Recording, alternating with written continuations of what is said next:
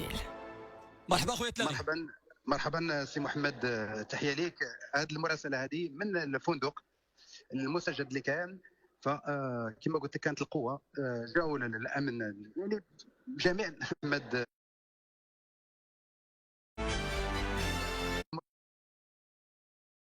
بالنسبه للمسؤولين ديال فريق النهضه بركان ملاسنات سب القذف، ما تدخلوش لبلادنا، المهم دخلوا في صراع كبير بزاف.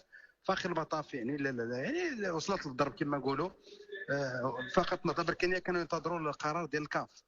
من بعد فالكاف راسل الجامعه الملكيه المغربيه لكره القدم، لما راسل الجامعه الملكيه المغربيه لكره القدم فراسلوا فريق النهضه بركانيه، طلبوه في اطار الحمايه، ونكدها ونعاودها في اطار الحمايه يتوجهوا للوطيل على انهم غدا الكاف يعني ضمانه ديال الكاف تعطيهم الاقمصه ديالهم، لان باقيين شادين الاقمصه. والنهضه البركانيه كان الجواب ديالهم في حاله غدا ما توصلناش بالاقمصه سي محمد راه ما غاش نلعبوا المباراه، والجامعه يعني نسقط مع مسؤولي فريق النهضه البركانيه باش الطائره تجي غدا في العشيه في حاله انه في الصباح ما توصلوش بالاقمصه. هذه هي المعطيات اللي كاينه حاليا، وهذا هو الاتفاق اللي كاين ما بين الكاف ومسؤولي فريق النهضه البركانيه وكذلك الجامعه الملكيه المغربيه باش يمشوا في هذا الطرح.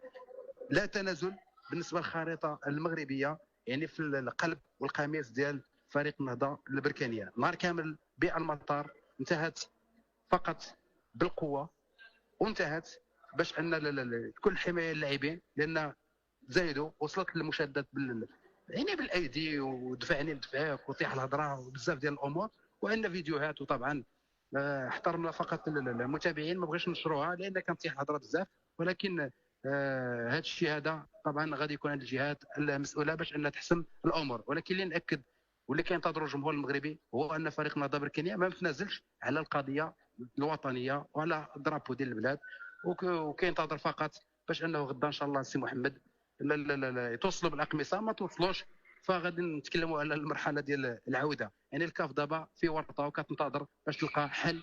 لا حل بالنسبه لفريق النهضه بركانيه ما عدا انها تلعب بالقميص المعتمد ديالها اللي لعبت به طيله الموسم، ماشي فقط هذه المباراه. فحياك الله سي محمد.